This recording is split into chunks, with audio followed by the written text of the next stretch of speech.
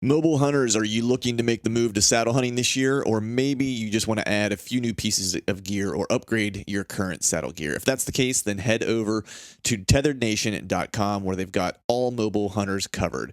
Whether you're new to saddle hunting or an old timer, Tethered is your one-stop saddle shop. From saddles to ropes, sticks, ascenders, whatever it is you need, they have you covered. I've personally been using their gear for the past 3 seasons now. My base setup consists of the Phantom saddle and the Predator platform. And if you're wondering why I've chosen to use their gear above all else, here's the cliff notes. They're innovative and pushing the mobile hunting forward overall. They cut no corners and prioritize the safety and performance of their gear. They care about the community that they've created, and their gear allows me to hunt free. And above all else, I like to support good people doing good work. If you're interested in upping your mobile hunting game, then head to tetherednation.com. This podcast is brought to you by Skull Brew Coffee Company. Skull Brew Coffee roasts premium single origin coffee, guaranteeing to deliver the freshest coffee directly to your doorstep. The kicker? They're 2% for conservation certified and donate 10% of their proceeds back to organizations who support the interests of our hunting community. So go to skullbrewcoffee.com and pick up one of their 3-killer roasts and fuel your hunt and fill more tags with Skull Brew Coffee.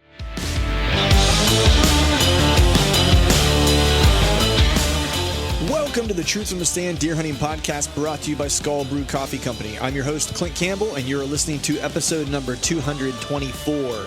Today, my buddy Chad Sylvester and I are answering your listener questions, so stay tuned.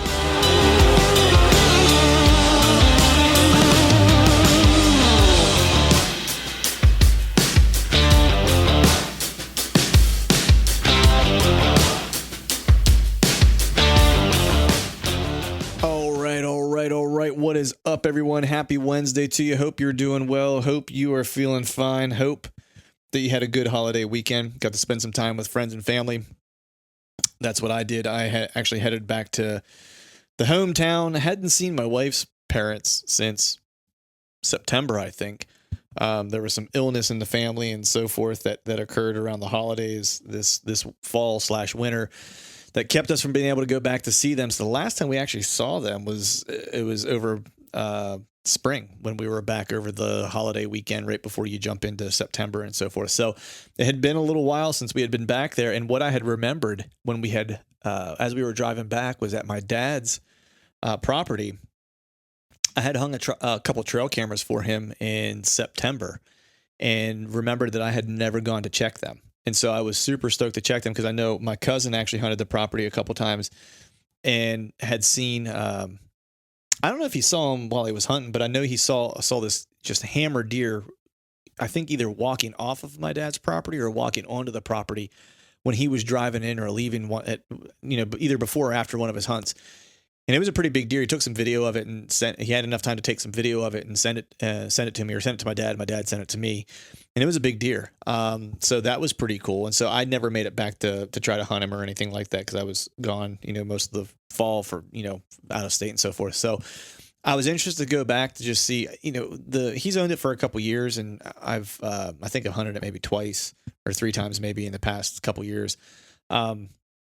But I wanted to shed hunt it to see if maybe I could find this deer sheds. I didn't think that he was living on it necessarily, but we've had an abnormally kind of hard winter around here than, I guess harder than what we've had in previous years.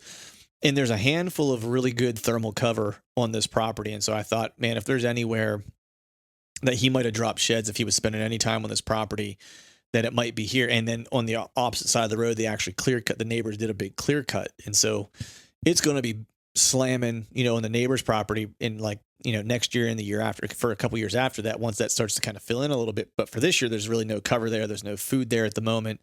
And as gnarly as this past winter was with the snowfall and stuff like that, I thought, maybe even if that big deer didn't drop his sheds there, I thought maybe I'd find a couple sheds laying around potentially.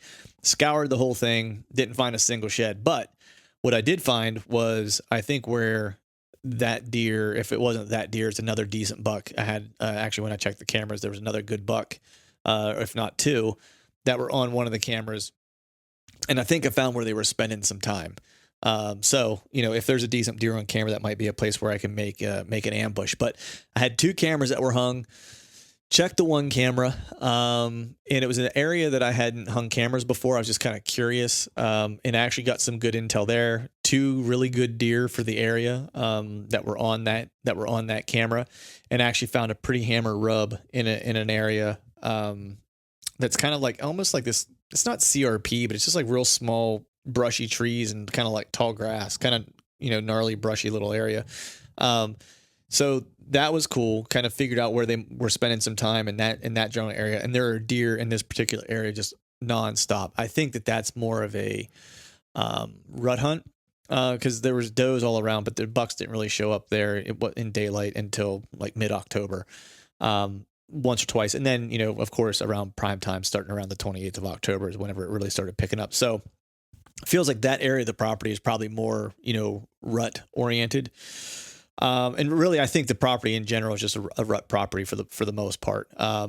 There's not great food on the property necessarily. The neighbors don't really have great food. A lot of the fields and the farms that are around there are put into like I guess what it's called in PA, the CREP program, probably, I think is what it is, which is essentially just, a watershed program to keep farmers from putting fertilizers and stuff on the ground if memory serves. And the government will give you a certain amount of money to do that. And especially it's popular for maybe, farms that aren't making money off of agriculture anymore and are just kind of family properties, so to speak. So check that camera. Good pull. Went to the second camera that I had that I was really stoked on because I was like, based on where my cousin had told me where he had seen this deer, I didn't think I would see him on that camera unless maybe he was just like, he's cruising, of course, so maybe he would make it by that camera. But there's an area that historically gets, a bunch of scrapes laid down. In this area, it's really weird. This area, like this property has a lot of rubs, and just one spot is where I find scrapes. Just one single spot, and there'll be a handful of them, but they're all kind of like close to open areas. So I know they're all being laid down at night or being tended at night, and so you can't really hunt them. It's just the weirdest thing. It's like I really never find scrapes anywhere else except in this one spot. So I obviously hang a camera in this spot because I know it's a good place to just, if nothing else, get inventory. And what I've learned over time on this property, just from running cameras on it, is that usually deer you see in one area of the farm, you don't typically see, or on the property, you don't typically see in the other area. So deer that are on the west side of the property typically don't make it to the east side. It's really, really odd. And it's deer that you see in the northern part of the property, you don't really ever see in the southern part of the property. Just the years that I've run cameras on there and watched, like you rarely saw deer kind of cross, a bunch of different cameras, which I just find kind of interesting. I'm not sure exactly why that's the case. But even whenever, I put a food plot in for my dad one year, that was still the case. It wasn't like it was drawing deer from a different area of the property to the food. So anyway, went to check this camera because I thought if that big deer was on camera, it would probably be that one, because he'd probably hit any one of those scrapes that's in that general area. And so I went to pull the card, set that camera in September as well. So of course the full season on it. The camera card that I did pull still had battery left in it, which was awesome. So I had high hopes that this one would have battery left too, and I would have like the full season up through like when they dropped antlers or whatever. Got up, super excited, go to pull the card, camera not on. So I forgot to turn the camera on in September whenever I was leaving. I remember I was leaving to get back for a family member's birthday party that day whenever I was hanging those cameras, and I kind of went and did it quickly. And forgot to turn the camera on. So I'm going to guess that big deer was probably on there. He was probably daylight active, probably a bunch of good camera intel, and I got squadouche. So if that's not like one of the worst feelings ever, is walking up on a camera you've been letting soak for, I guess it's close 6-7 months now that it's been soaking.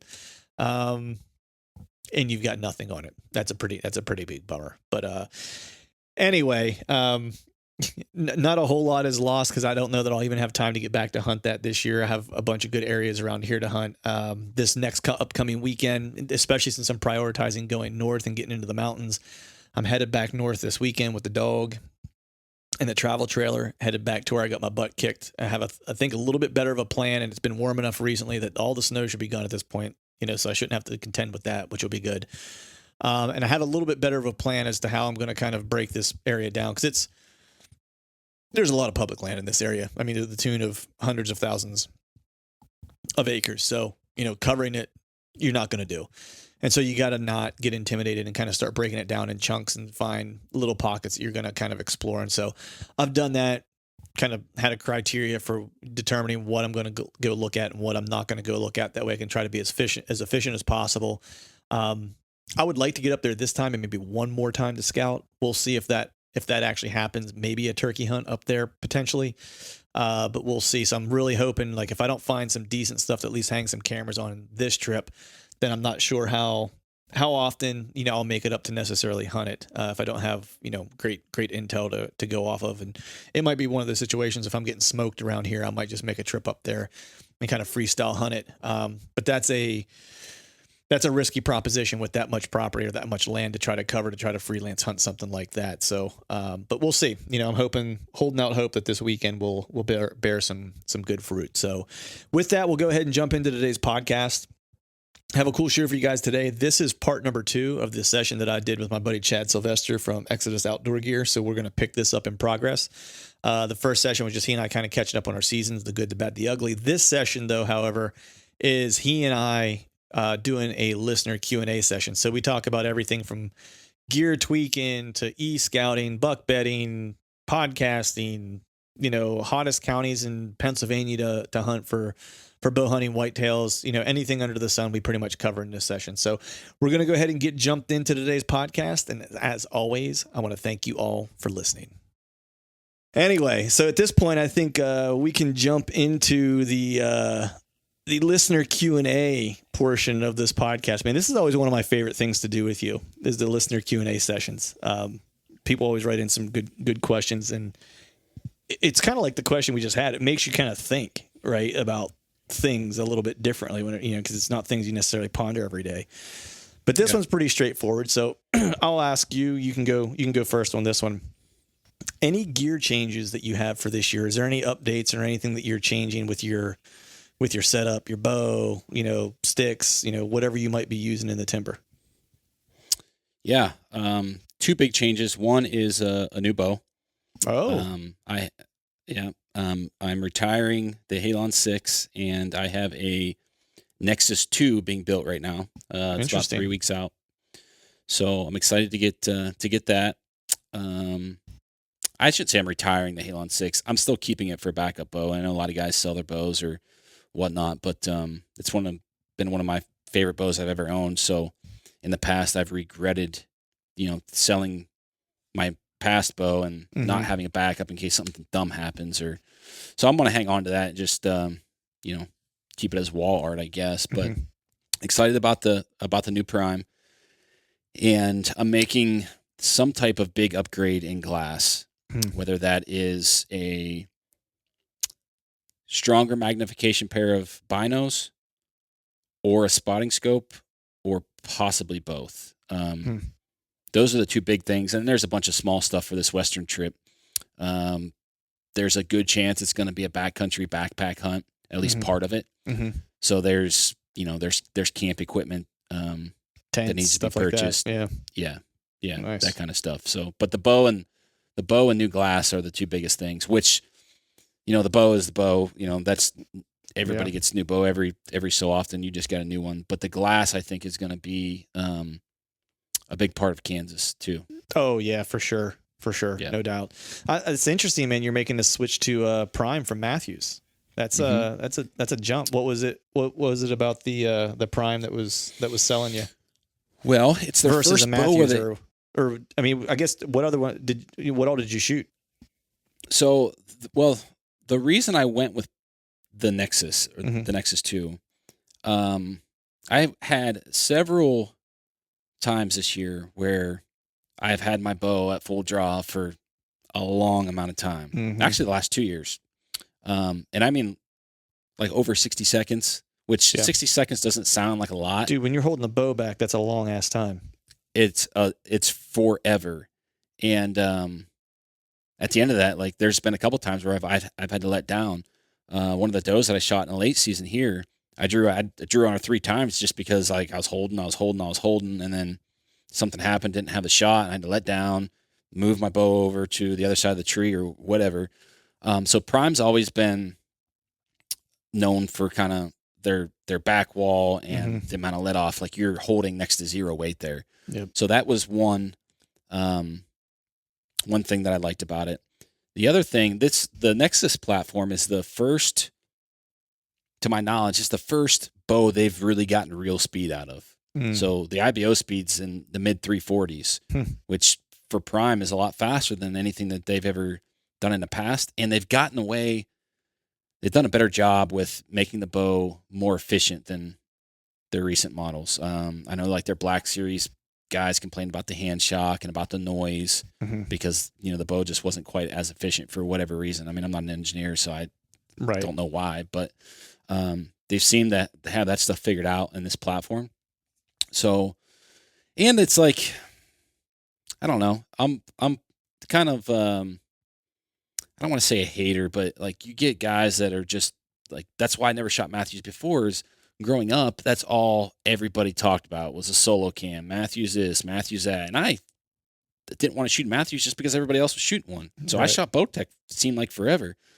But then when I finally made the switch to Matthews, I was super happy with it and ended up being, one of my favorite bows. But ultimately, the reason why I didn't buy a V3, the 31-inch V3, was that I just felt like I needed to start going to a longer bow, get rid of that super steep string angle, which Matthews isn't terrible because their cams are so damn big on those. Yeah, your axle is like 31, but like the true axle at the edge of the cam is more like 34. Right. And the riser on that bow is like insanely long. Yeah. The limbs are really parallel. So it was between one of those two. And I just felt like I need to switch it up. And if I shoot it for 4 months and I don't like it, I still have my Halon 6, and there's nothing saying that if I'm not happy with it, I just won't go back to Matthews. So yeah, no, that's cool, man. Yeah, it's I picked up a bow last year, so I won't be new bowing it this year. I am planning. Well, I shouldn't say I won't be. I don't plan to be new bowing it this year. I am going to do a YouTube video and go out at my local archery shop here and here around where I live. This place called Bob and AJ's. A buddy of mine, Wilson, works out there and he tunes my bow for me and stuff like that. It's actually where I picked up my Matthews this last time. I'm going to go out there and shoot. I think the primes that they have there, they've got some Bowtechs. They're a big Matthews dealer, so I'll shoot the new Matthews. And I feel like there's one more out there that I'm gonna shoot, and I can't think of what it is. There's one more brand that they have. The one bow that I wanted to shoot and I couldn't get my hands on was the new Expedition. I think it's the X30. Everybody was raving about it, and unfortunately, there's just not a dealer close enough that it made sense for me to go shoot it. Right. Yeah. So I'm going to go out and shoot the bows that they have at the shop and do basically a YouTube video of it. And Wilson's going to do it with me and provide like the specs because he's the one who does the setups. So he knows the bows in and out, and he can talk about that. And I can just talk about it from the shooter's perspective of how it shot, what I liked about it, what I didn't like about it. And then we'll see if anything stands up, because I really like the VXR 28 that I'm shooting now. Like it's probably my favorite bow to this point that I've ever shot. It's just smooth. It's an easy shooter. It's accurate. I drug it through the woods the whole season and took it over to Wilson this past weekend, and he just made sure my timing was a little bit out, which wasn't crazy because the string maybe stretched a little bit because it was brand new when I picked it up. But like the center shot was still on. After I think I dropped it twice and drug it through brush, you know what I mean? So, and after all that, it's still kind of was holding on to being able to shoot well. He changed the timing just a little bit, and I shot an arrow through paper, and it was a bullet hole. And that was it. You know what I mean? It's like super easy to tune, stays in tune well. But for me, man, I'm not going to make a ton of updates this year, man. I'm always kind of tweaking my saddle gear and my setups, just trying to be more efficient. And I'm moving probably, I hunted the last hunt of the year with a 1-stick setup. And I liked it. And so I'm probably going to move to using a 1-stick kind of climbing method. I would say 90% of the time. I don't know when I wouldn't use it. Maybe if I have a camera guy with me or something like that, I would use sticks instead, obviously. Or maybe if there's like a spot I'm going to leave sticks on a tree or something like that I'm going to be going back to that I know of or something, that might be the case. But I think that's going to be like my big change this year is that I got a set of the tethered one sticks and actually was one sticking with it this past weekend because a lot of the stuff that I heard was, people kind of saying like, how are you going to one stick with this? Or I'm not sure it would work for a one stick because of their wrapping mechanism and stuff like that. But I went out and one sticked with it this weekend and it worked fine for me. And they're stupid light, so it's, I was like, I think it's half the weight of the stick that I built, like in totality. So that's 8 in all. So that's probably going to be my biggest change. Upgrading my boots. That's a big thing for me this year, man. It's like I've gone through a pair of boots every year that I've had to get new boots every season, or every following season. So this year I actually just ordered a pair of Kenetrek hard scrabbles. Mm-hmm. So still kind of staying in that hiker realm, but something that's a little bit more versatile to where I can use for whitetails, but can also hunt out west with them, but they're not super heavy. I think they were only like 3.5 pounds. And the Solomons I'm using now are like 3 pounds, and they're just they're not standing up to the abuse. They're falling apart within a season. Actually, they start leaking prior to the end of the year, and then through an off season, like they're shot. So those are probably the biggest upgrades for me this year. For the most part, everything else is pretty locked in, man. I have what I have. I like what I use. I made that little DIY mod for my bow hanger.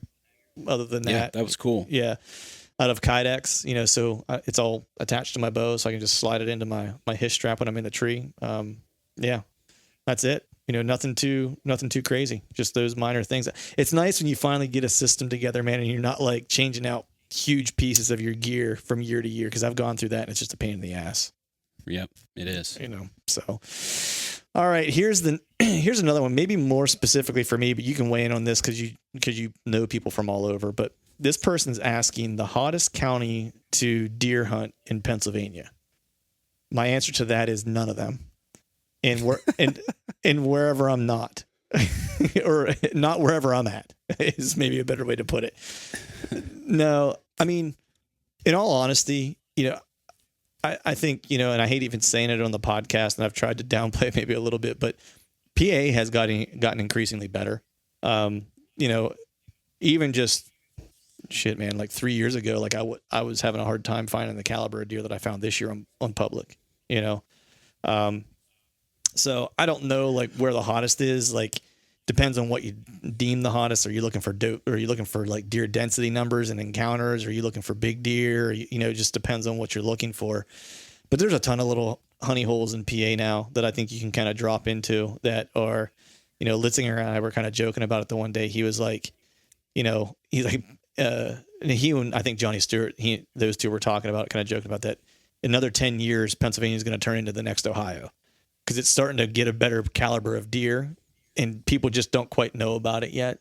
And once they start to figure it out and find out where those pockets are, people are going to stop driving through Pennsylvania from New York and Connecticut and start stopping in PA before they get to Ohio. That would be wonderful. Yeah, no, screw you, man. Keep going to Ohio. But I don't think we're there yet. I don't think you're going to find the caliber of deer consistently here as you will find in other Midwestern states. That's just, I don't think is a possibility. I think in pockets you can for sure, but just not on a consistent basis. So as far as a county goes, I don't know. I guess look on like a Boone and Crockett map and see where good deer are consistently being killed would maybe be one where to look. But I think my stock answer is that I think they're in places where people don't realize, and you just need to spend the time to find them. And I think that that's the truth of it, which is why I'm doing that whole thing, going north to the big woods here on the eastern part of PA, because I'm like, I know there's big deer there. I'm just going to go find them, So I think that that's the true answer. Well, I have never hunted Pennsylvania, so I don't have any firsthand experience to provide a firsthand answer. But from a non-resident perspective, if I was going to buy a non-resident license and tag to hunt Pennsylvania, I would find myself in the northwest part of the state, both because of public land opportunities and because of the age structure, caliber of deer that have been coming out of there over the last at last several years. Yeah. So that would be my answer. Somewhere in the Northwest. Yeah, and that's probably if I were doing it from a destination hunt standpoint, that would probably be my answer too. Being that I'm a resident here, and I have time here, right? It's like I feel pretty confident that I can find good deer, and I'm proving it out in this general area where I'm at. You know, that I've had the opportunities to know that there are good deer around in this area. So I think you can find them in other places. But if I were looking for a concentration in the best opportunity, yeah, I would be going where you're going for sure.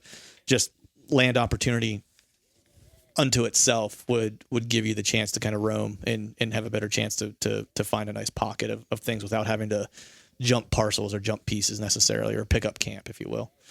Yeah. But cool. Well, this next question, I'll toss this one to you. You can tackle this one first. This fella writes in, says, with a new piece of ground, do you think it's worth it to start hanging cameras in March? So perfect question for you, since we have the trail camera expert on the podcast today. Yeah, if it's a new piece of ground, I would I'd get a quick start as possible. I don't think necessarily there's a ton of information that you're going to gather in March that you're going to be able to single out a deer and kind of hunt and make a play on in the fall. But knowing what general deer are in the area, knowing that they're there in the summer because maybe it's a certain type of summer habitat, and knowing that possibly those deer could possibly shift in the fall, but during the rut come back to that summer habitat. Don Higgins talks about that. Mark Drury talks about that. There's a lot of guys talk about that coming home party where bucks are coming back into their summer range during the rut for that 7 days, 10 days, whatever that looks like. So yeah, if there's a new piece, I would run cameras on it as fast as I could get there. Yeah. Nah, similar answer here. I'm kind of the mind of put out cameras when you have time. If you have time, like just from a time standpoint, like I'm not even talking about a strategy standpoint at this moment. For me, it's when I have time to get them out, I get them out, because I don't know if I'm planning to put them out in July, something happens, I get tight on time, I can't get to all the places I want to get to, and then I'm screwed. If I just would have put them out in March, then they would be there and I'd be done. So that's one reason I would put them out. The other reason, and I actually went through this when my dad bought that new piece of property because I knew nothing about it. I didn't even hunt it for the first year. I just put cameras up on it for the first year. And the reason being was that I was trying to look at, the terrain features in areas I thought that were going to use deer. Some of it I could tell because I could see sign that was laid down or trails that were being used and stuff like that. But maybe it was more subtle things, like small little depressions and stuff I wanted to see if they were going to use. I put cameras out to try to understand how they were going to use the property. Like, how do they move? Do they move more north and south? Do they move east and west? Do they cut diagonally across the property? Like, I just wanted to figure out directionally where were they moving and what pieces of the terrain, like what terrain features were they going to most frequently use? Just outside of season, just travel in general. Like, what's the most appealing aspects of it? And then the other part was like when I started to get, whenever they started going into velvet and stuff like that, then I could start to determine, a little bit better, what is the buck to doe ratio? Like, do I have a lot of bucks that are around that might be summer in here? And like the does are always going to be there. So how many does do I have? Is there a ton of does? Like, what's the deer density look like? Just some of those base things that you need to understand about a piece that you're going to walk into, whether it's public or private.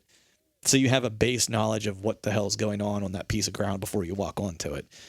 And at that point, it's like, it doesn't hurt to ever put them out. There's certain little, to your point, to Chad's point, you're not going to find a deer today in March, that you're going to kill in the fall necessarily. But what you can figure out is that, do they like this saddle or don't they? You know what I mean? Or do they like this, top third of this ridge or not? You know what I mean? It's like, it's just those small things that might help you out or just get there faster. And when you do start to put boots on the ground in the fall, you maybe have already confirmed some things that you had that were hypotheses before. So certainly valuable, I think, in my opinion. It sounds like yours too. Yep, absolutely. Cool.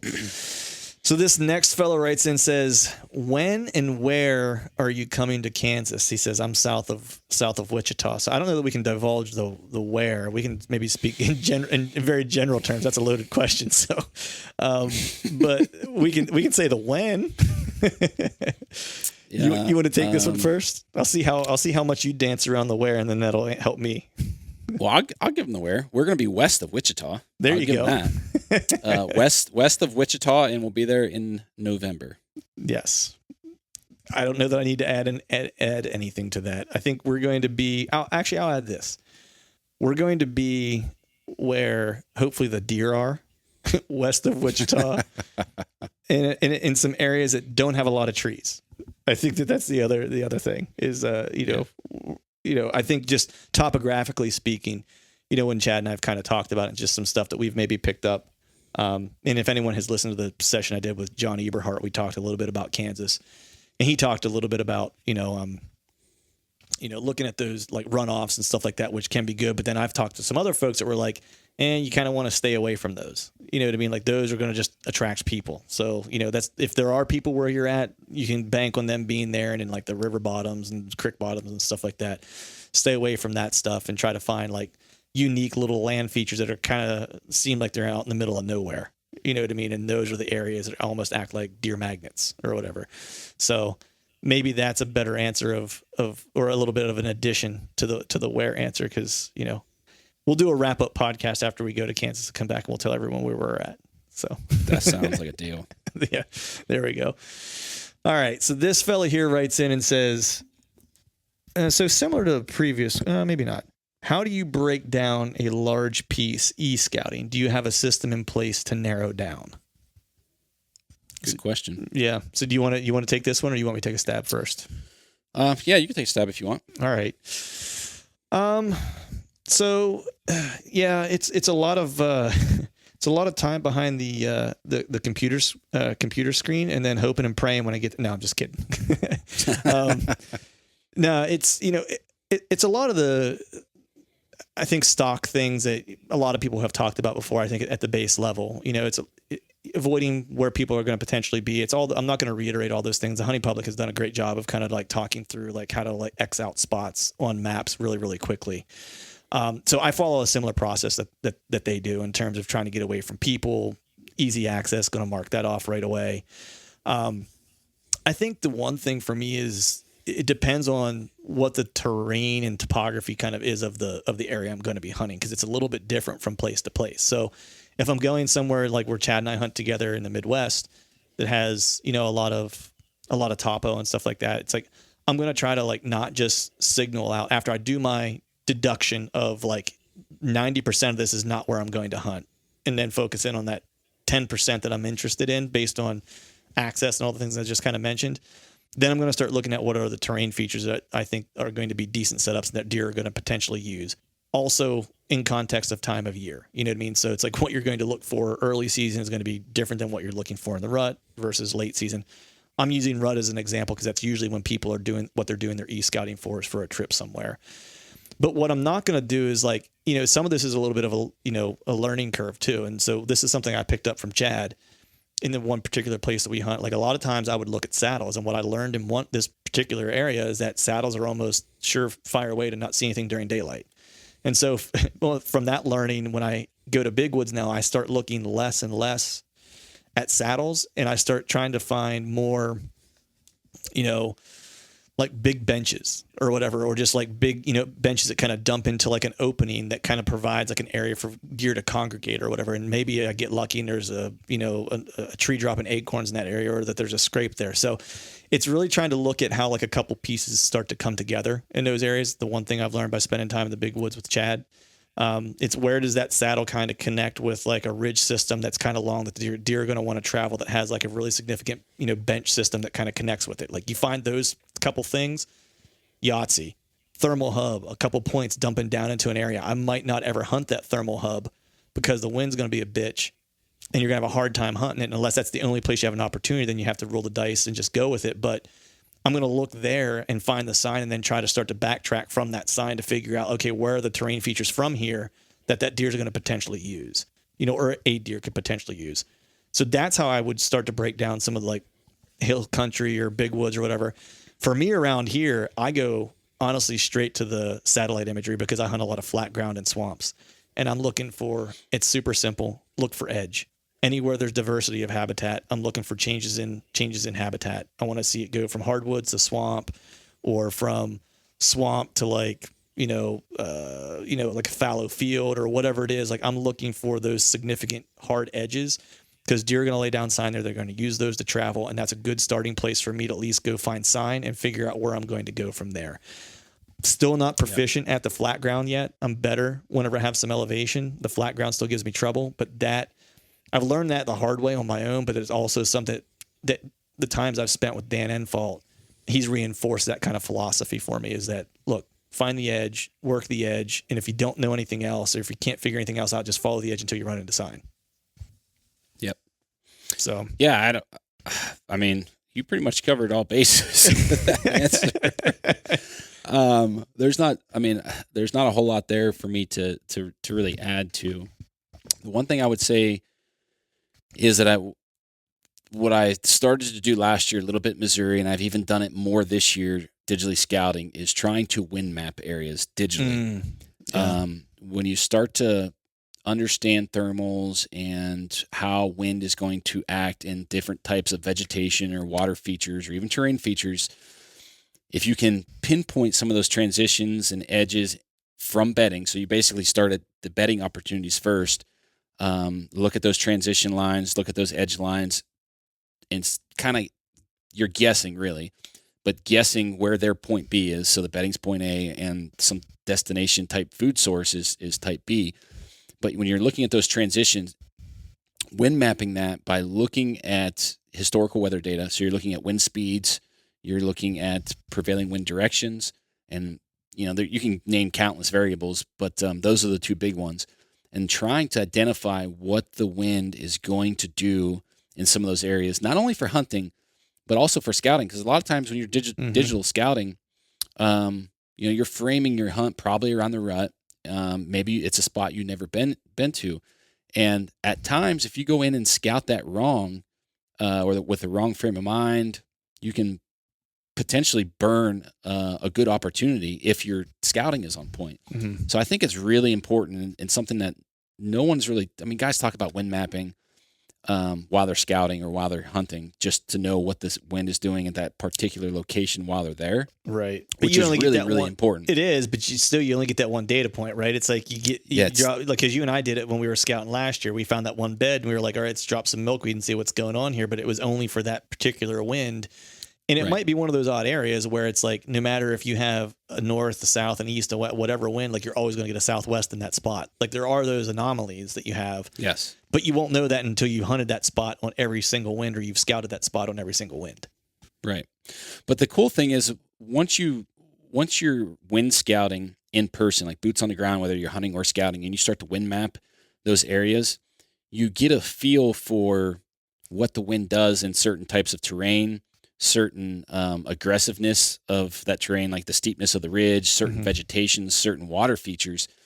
And when you start to build a index of that information from prior experience, you can use that while you're digitally scouting when you're looking at similar topography, similar terrain features, similar vegetation, similar water features. You can almost predict what the wind is going to do by looking at that stuff. And I think that's something that a lot of guys overlook, is trying to do that digitally. And you're still like, it's not an exact science.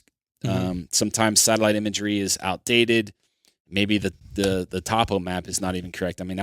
We've both been in areas in like reclaimed strip mine stuff where it's really hard to read a topography map, and sometimes they're not accurate. So it's not always an exact science, but it will definitely give you an edge. And it's something that a lot of guys are simply not doing or not talking about. Yeah. I think to go back on what you just said with, a lot of times the stuff you're looking at online, even like the best apps that are out there today, aren't 100% accurate. You know what I mean? Like they're only as good as the county data that you get from the counties, right? And however often they make updates to their database for the map imagery and stuff like that. And so I think the thing that some guys do is they rely so much on e-scouting, and then their plan gets blown to crap when they get there because it looks nothing like what they scouted. And so I think the one thing I've learned, and people take it for what it's worth, is like, don't be so rigid in your e-scouting. Like use it to kind of lay a framework, and then know that framework is going to have to adapt, because chances are when you get there, it's not going to be what you saw online 100%. And then in bad scenarios, like you and I have run into, it's nothing like what we saw when we were e-scouting. It was like couldn't be more different. And so then it's like, well, what's your plan then? And if that was your only plan, then you're in trouble. And so I would say contingency plans and expect it to not look like it looks on the map would be my suggestion. Yeah, you got to have options. Yeah. The other thing is too, man, when you're e-scouting, I think people just get focused in on, e-scouting isn't just looking at maps, right? And I think you pointed that out with wind. It's also, looking at, I'll give a plug here to our a buddy from Spartan Forge, like him, like using predictive modeling to look at when deer are going to move in that area, and they can kind of tell by like by collared deer and stuff like that, just to understand movement more specifically, right? And looking at what those prime like rut dates are, like for areas based on like the fetus data and stuff like that. So within a window of time, like when that action is going to happen and when the most movement could and should be, right? So e-scouting doesn't just mean e-maps; it means e-information, right? So That's it's right. like, I wouldn't stop at just the map. It's like if you're going to a state, like, man, look at the maps, look at what the rut timing is, like when they're dropping fawns, what their movement predictions are. If you're a person who subscribes to the moon and stuff like that, look at what those moon phases are going to be like, on the backside and the front side of a full moon that's close to rut. You know what I mean? It's like, if that's something you follow, like those are things you want to pay attention to. And so I wouldn't just stop it at map scouting. It's like, I would try to get as much in your arsenal that you use. Not everyone uses all of it, and that's fine. But whatever it is you're comfortable using, I would try to gather all that before you start to lay boots on the ground, so you fully understand what the area has to offer. Yeah, absolutely. I think that's a really valuable point. Another great tool. You'd be surprised how much people tell on Facebook, like in different groups or different forums. Oh, yeah. And it's not necessarily going in and making a post in a community saying, "Hey, I'm hunting this area. What can you guys, I'm looking for some tips. I'm looking for the hot spot." Like, nobody's going to give their spot away. But if you go through those threads and use the search bar, like use the search tool and search specific areas or specific terms. I know I've done that with already in the couple units that my tag is valid for in Idaho. And I've found some really, really helpful information without ever engaging in actual conversations with other people. Yeah. I mean, the one thing I'm just thinking off the top of my head, right? Like if I know I'm going to go to Kansas this year, for example, right? I might search around for like Kansas bucks or Kansas bow hunting or something like that, right? And find a forum and flip back through all the forum posts and go to like the time frame that is around, I don't know, mid-October to say mid-November, and scroll through the posts for that 30-day period and see whenever I see pictures of people with the throwing bucks down, when does that pick up? And that'll start to tell me like when the movement starts to pick up, right? And then it's like I can start to maybe find a couple guys that like, hey, they're from this general area. Okay, this town's close to that unit I'm going to hunt. Let me click on him. Let me check him out real quick. Who are his friends? They're probably big bow hunters too. Let me check them out too. You can just, what you refer to that in the marketing and advertising world is social scraping, like where you go through and you just find data that's publicly available, and you just scrape the information and then weed out what you don't need and retain what you do need. And so, super valid tool. I've never personally done it, but I'm going to start doing it now. So I think we covered that one pretty well, man. Anything else to add to that one, or are we good? No, I think we're good. Cool. This next one is, what would you recommend to someone just starting a podcast? Okay, I'll want me to take a stab at this one first, or you want to take it? Well, you've been doing it longer than we have. You're way more professional than we are. So let me give my answer, my amateur rookie answer first. I would say just start doing it. You're going to probably suck when you first get started, and you may not suck as bad as what I sucked or what Jake sucked or what we sucked as on our end. But you will definitely get better with the more content that you put out. So I would say minimal entry, get the kind of the bare necessities, get a recorder, get a headset, and just get started. Right. That's great advice. Mine would be don't. It will eat up a lot of your time. No.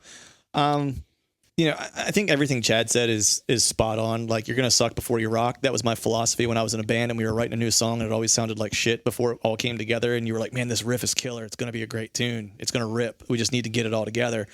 And we would go through like 2 weeks of rehearsal if it sounded like garbage until everyone got on the same page. And then it was a ripper, It's the same thing with podcasting. Like, it just, I would say focus on the things that you're good at. Like, if you're really, for me, it's like I talk a lot for work and I had a background in audio in a musician and stuff like that. And so the technical side for me was easy. The content side was the harder part for me. So like for me, I spent more time thinking about who my guests are and planning that stuff out. And when I started early, man, I actually literally, I'd write an interview questionnaire, or discussion guide, because I knew that was something that I wasn't good at. Like, I wasn't good at like off the cuff necessarily. I have a bad memory just in general. And so I don't remember the next thing unless I write it down that I need to get to. And so I would make an outline. And like when I first started, they were really robust. And now it's literally like I put 3 bullet points on a piece of paper and I do a podcast, because it's like I've just done it so much that I've worked myself into that. But what Chad said, which is just like get the lowest barrier to entry, gear that you need to get started and just start doing it. The only other thing that I would add is that know your why and really ask yourself if it's worth if the why is worth it. If the goal is to do it because you think it's super glamorous and cool and you're going to become the next Joe Rogan or Steve Ranella or whatever, like, I got news for you. It's probably not going to happen. The market's pretty saturated in general, right? So carving out your little area is going to be tough. Even if you do a really good job of differentiating yourself and being different, it's still going to be a struggle because it's just a really saturated space in general.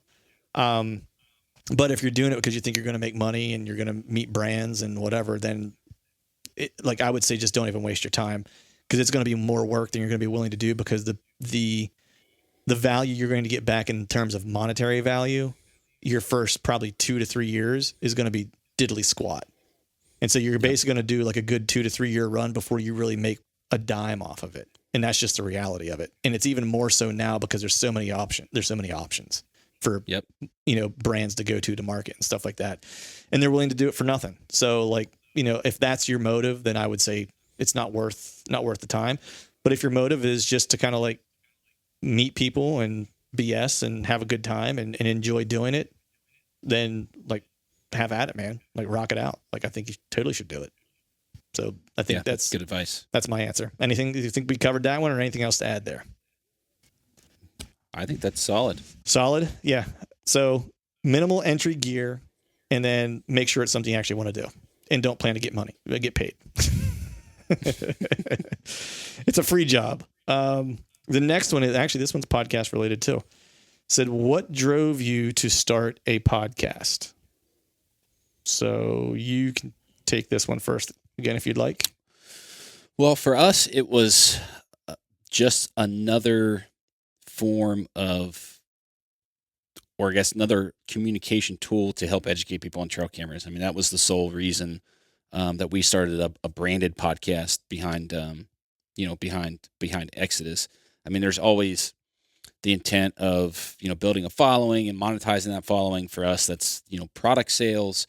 But as you stated, like, understanding your why is the biggest kind of driving factor behind the consistency, because I think you really do have to be consistent if you want to be successful in this space. Mm-hmm. That why for us was being the authoritative figure to help educate people. And we talk about it all the time. It doesn't matter. I would say a third of our listeners don't even run our cameras. They probably run wild game and the $25 Tascos because they're on public land and in the big woods. They don't want to get them stolen. And that's fine. There's still, a need for somebody in our space to kind of be that authoritative figure. And unfortunately, digital trail cameras have been around since, the early 2000s, 99, 2000, 2001, 2002. And no one has really stepped up to the plate to really tell people how these things work. So for us, that was it. Yeah. Yeah. I mean, it goes back to the why, right? Like I was saying before. And for me, it was I didn't have, I don't work in the outdoor industry per se. People ask, like, I don't consider this to be an outdoor industry job, the podcast. It's like, I like to say that I work in the periphery of the outdoor industry to a degree. Because I just have a lot of respect for people who do work in the outdoor industry, and that's not what I wake up every day to do, and so it's like, I don't want to, pretend that I play in that space full time. But the reason why I started the podcast, truthfully, is because I fell in love with bow hunting and I wanted to get better at it. And truthfully, I was like, no one's going to talk to some dude that lives north of Philadelphia, that they've never met before. I was listening to other podcasts and I was reading books and, and watching DVDs of, Dan Enfault and whatever. And I was like, man, I want to meet these guys, and I was like, no one's just going to give me their number. I can't just call these people up. I was like, I got to have a reason. So I was like, well, I work in marketing and advertising. Like, so if I have a podcast or a platform I can use to help them, gain, exposure, then maybe they'd talk to me. That was really the rationale. It was like, I needed to buy friends. And I laugh, but it's partially true, because I moved to this area. I didn't have any friends that really hunted or anything, because I was working in advertising. It's all pretty, they're pretty urban, folks. And so I didn't have anyone to cut up with and stuff like that. And I was like, I want to meet people who are like me, who are interested in like learning about bow hunting, that want to be better at bow hunting.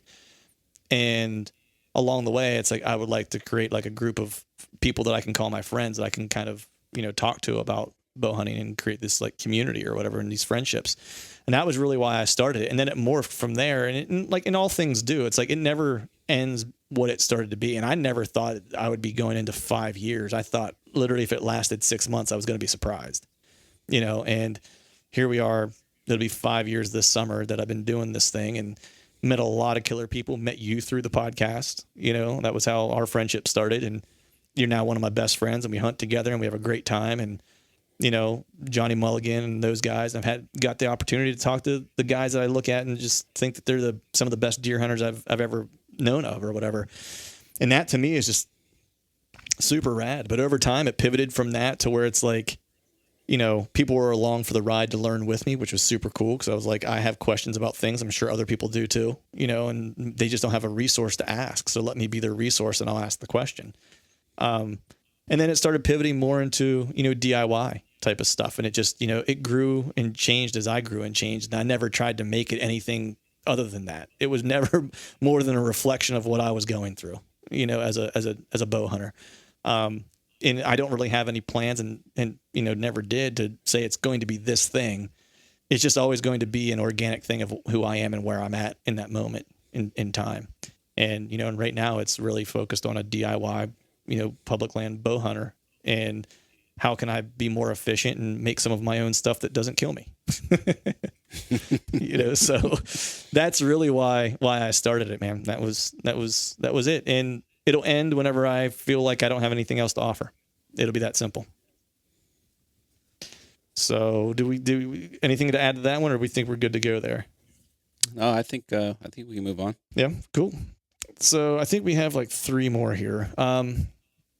This fella writes, how consistent are buck bedding areas on an annual basis in your personal experiences? Well, I can tell you in the big woods, in the areas that I am most familiar with and spend the most time, that bedding can be as random as it can be consistent. And I think it depends on the individual deer. And unless you really understand that individual deer and have a crap ton of data points, it's really hard to figure out whether it's random or consistent.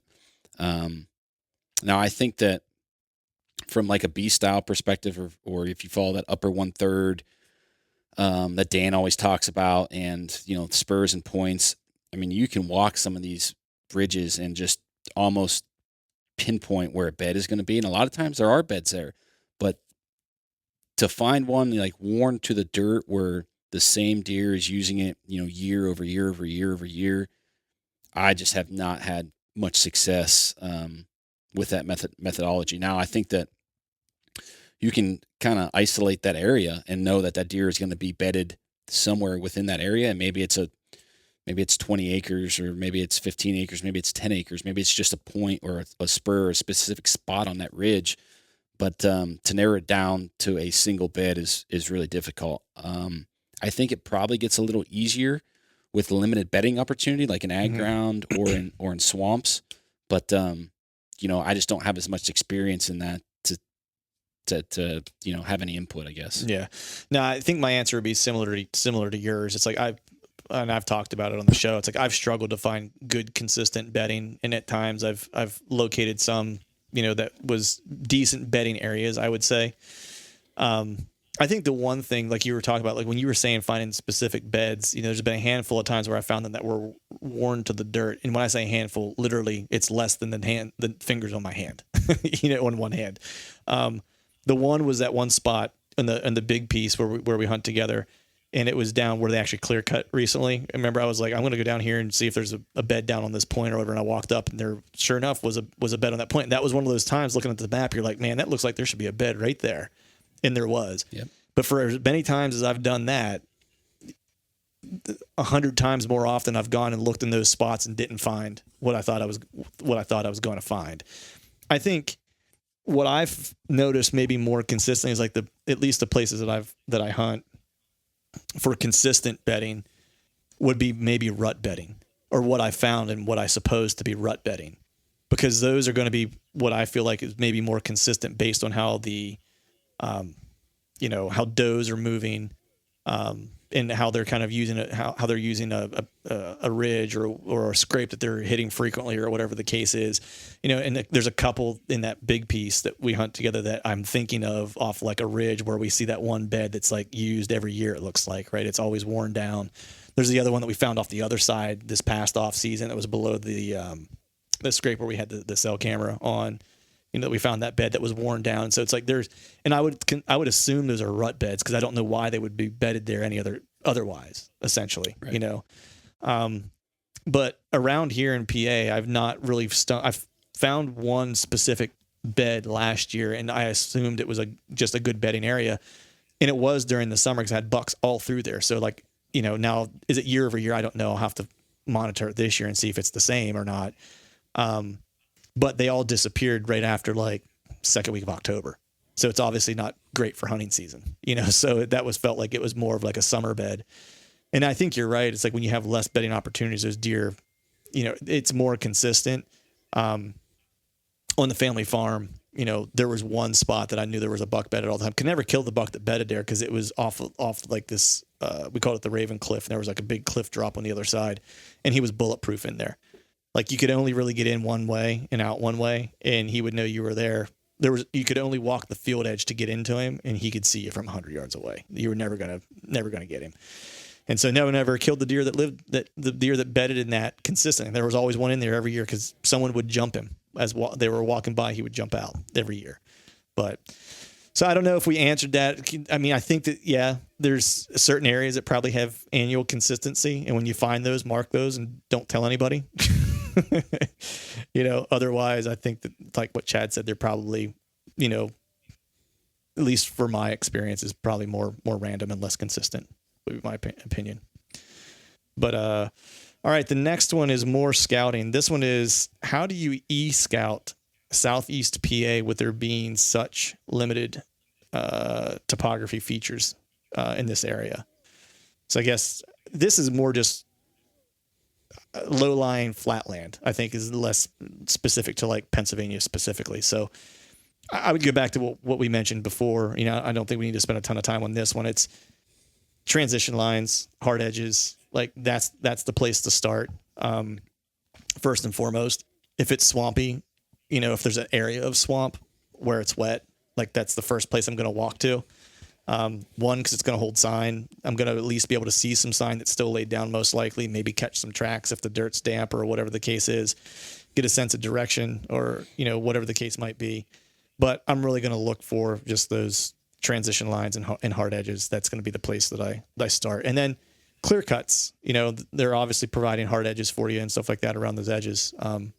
That's the other thing I would focus on. But if it's swamp, I'm looking for swamp meeting hardwood, or swamp meeting some type of diversity of habitat. And then if it's, flat land, but like not swamp specifically, I'm looking, have there been cuts that have been done that I can utilize?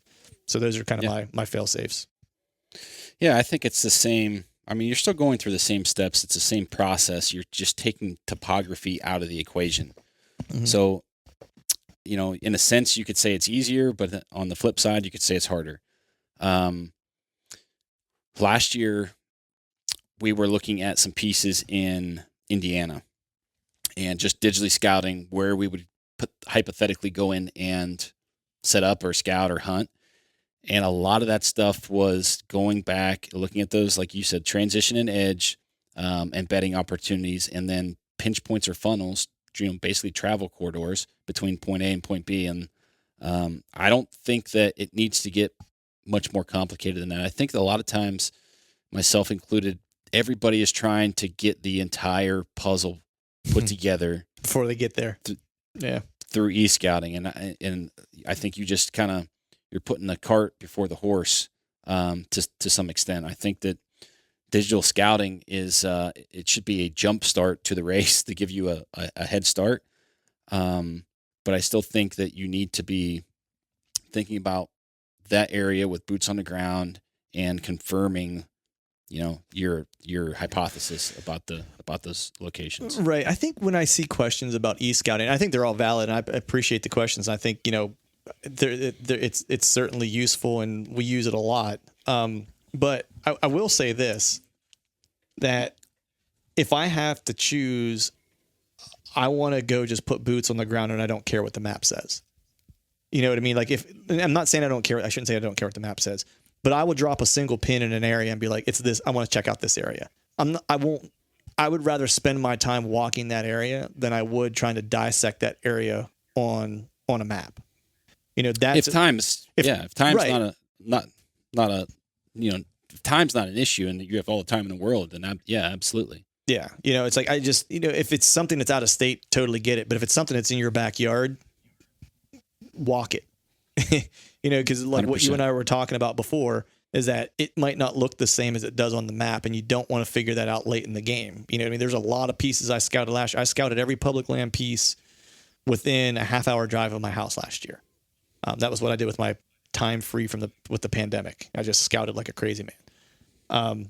And out of all the stuff that I scouted, I had probably 4 spots that were worth like hunting. You know what I mean? But it took me many weekends and many hours and many miles to figure all that out. And a lot of them look dynamite from the map, but if I would have relied on that and just waited, it's like I would have never gotten through all of it. So I just like methodically made my way through each piece until I got through all the pieces. So map's awesome. Boots on the ground, much better. This question here is, how much do you shed hunt, or how much do you shed hunt? I'll answer this real quick. For me, at least, not much. I go out and make a half-assed attempt every year to try to find some sheds, and usually the only time I find them is when I stumble onto them. That's the truth of the matter. I just don't have the patience for it. It quickly turns into a scouting trip for me. Anytime I'm in the woods, there's value in finding the sheds. I get it. A deer's alive. A deer's probably living in that area, at least late season. So maybe it helps you make a late season plan per se. But I'm just not very good at finding them. And so I don't particularly spend a lot of time looking for them. If I stumble across them, great. And it's another piece of the puzzle, but I'm going to spend my time learning the terrain and hanging cameras and doing those types of things, and reading sign. And if I can find a shed, awesome, but I'm not going to lose sleep over it. Yeah. I think, our strategies in that sense are pretty similar. I've never been in a very high deer density area, which makes shed hunting pretty unfruitful. Now, I have had the opportunity to go hunt or shed hunt some private ground in Iowa, and it's like we picked up 40 sheds in a day, and it's right. like the most fun thing ever. But realistically, I don't have those opportunities very often, so I find myself most of the time postseason scouting / shed hunting, with the focus being on the scouting. And if I find a shed, like you said, then it's a bonus. But I think that there's guys who, like Jake, for instance, like he makes a conscious decision before he goes out today I'm shed hunting, not scouting, or today I'm scouting, not shed hunting. Because I think that if you're trying to do both, you're not going to be very efficient at either. Mm-hmm. So I think it is a conscious decision to be the most efficient at what you're trying to do, to do that day. But for me, it's the same thing as you. It's postseason scouting, and if I find a shed, then great. Awesome. Yeah. Same thing. The only time I will shed hunt is if I'm in an area that looks like hey, there could be a shed here. You know what I mean? Like it's like, I'm in a bedding area. I'll spend a little bit of time and try to find a shed, but I'm not going to belabor it, and I'll move on pretty quickly. Last question here. We're at the end of the road. So this fellow says, what's your workout routine, and do you train with hunting hill country in mind? So I'll let you take a stab at this one first. Yeah. So the topography and terrain is definitely a factor in what I do physically for putting stress on my body. My routine is, well, I'll say this: I work out. I don't have like a 5-day split or a 3-day split or 4-day split. I work out every single day that I can. Sometimes that's 20 days in a row, but then there's often times where there will be a 4 or 5 day gap where I may not be able to get something in. And I look at it that way because as a living adult with running a business or job, a family, kids, like shit happens. Yep. And looking back at like a 5-day split, it's like, oh, I missed, I don't want to be all stressed out because I missed a certain day inside of my routine. Right. Like I've been through that through my 20s, with football and rodeo, and like, it just doesn't make sense with a busy lifestyle. So I work out every single day, and I do resistance training with weight. I do high intensity interval training. I do some cardio, and I'm smart about it. I'm 38 years old. I don't need to be jacking around 400 pounds anymore. Yep. So a lot of the stuff that I'm doing, I do large like supersets or like giant sets where it's almost like circuit training, almost, but it's broken down into muscle groups where I might do 3 or 4 exercises in a giant set, for my delts or for my shoulders, and then the back end of that workout is another giant set for my traps or, something like that. So right. Typically I'm doing a lot of compound movements. I'm not doing a bunch of bodybuilding isolation stuff. I'm doing functional movements, a lot of kettlebell stuff, deadlifts, pull-ups, push-ups, dips, things like that. I mean, I keep it really, really simple. And if you're going in and working out and you're sweating and you're putting stress on your body, you'll grow. You'll get benefits. You will see physical and mental benefits if you're putting stress in your body and you're sweating and you're going through that. You'll end up, your endorphins will be released. So that's my take on it. And I don't get crazy on the nutrition side. I'm lucky that I have, I don't know, crazy genes, metabolism. Yeah, just good genes. Yeah. But I keep it simple, and I go in there with a purpose to work hard. I get in and I get out. So a typical workout for me is about an hour. Yeah. So we're very similar in how we approach things. Mine's a lot the same, right? Is a lot of HIIT cardio. Even my resistance workouts have a cardio component to it. So it's, there's never really any more rest than like 20 seconds, 30 seconds in between any set or any movement. It's all compound movements and functional. I'm looking to have functional strength. I'm not a bodybuilder. It's like you. I'm not looking to win any awards here, man. I'm trying to stay in shape and be healthy. I do have somewhat of an eating kind of philosophy that I follow for the most part. I eat pretty healthy, just generally speaking. I do work in a fair amount of yoga, especially right now as I'm kind of working through the shoulder issue or whatever. I'm doing a fair amount of yoga. And replacing that instead of resistance right now, just so I'm not adding additional stress, because I think I have some, I guess it's like the bicep, like ligament tendon kind of issues and stuff that are going on is what I think it's been narrowed down to. So right now it's a lot of yoga, and then I'll also change it up and like do a spin bike session and stuff like that, just to kind of like break the monotony of it. My philosophy is if I can't remember the routine on my own, then it's too long. and so I'm more of like a 25 to 30 minute guy. Hit it first thing in the morning as hard as I possibly can, and then I'm done. I might do something a little later in the day, especially right now, like some type of physical therapy for my shoulder or whatever, and get that in the afternoon, maybe roll out or whatever on some like rolling balls and stuff like that. But really for me, it's like, I'm not training with hunting in mind per se. Especially as I've gotten older. When I started doing chiropractic, a lot of chiropractic work done, I do a lot of massage therapy as well, and cupping and stuff like that. So it's like, I take a more of like a holistic kind of approach to what I'm doing. They asked me a question whenever I started doing that of what I wanted to get out of it. And my answer to them was, I want to be able to do the things I do now at the same level I enjoy doing them for as long as I can. So that includes hunting. I don't want to have to adapt how I like to hunt and where I like to hunt because my body won't allow me anymore.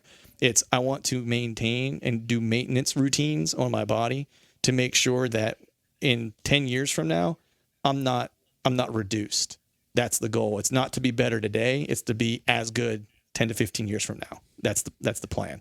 And so I kind of take a longer view approach of it now. And that really is just more in the past, like probably 1.5 to 2 years, that was more like the path that I was on. So that's really my routine and my approach to my fitness overall.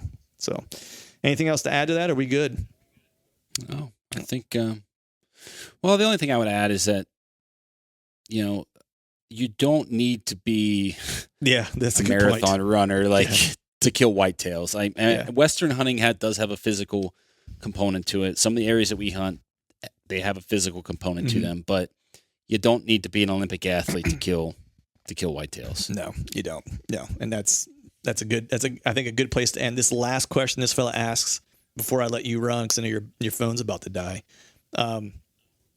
is this fella writes in and says, location of that big deer from last year, you're killing me.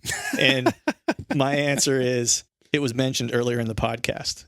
So if you listen to this very end, which I specifically put this question as the very last one, if you listen to the very end, the answer is at the beginning of the podcast. So with that, brother, man, I appreciate you coming on, dude. It's always good to catch up with you. We got to do more of these, and hopefully I'll see you here in the not so distant future for a turkey hunt and a hang soon. Yeah, it was fun, man. Until next time. All right, folks, that is a wrap for today's show. I'd like to thank all of you for listening. And if you haven't yet, please head over to iTunes and leave us a 5-star rating. And hell, while you're at it, head over to YouTube and give us a sub there too. I'd be super appreciative if you'd be able to do those two things for me. And before I shut this thing down, I need to give a big shout out to our partners who continue to help us make this podcast possible. Tethered, Exodus Outdoor Gear, Skull Brew Coffee Company, and Maven Optics. And until next time, we'll see y'all.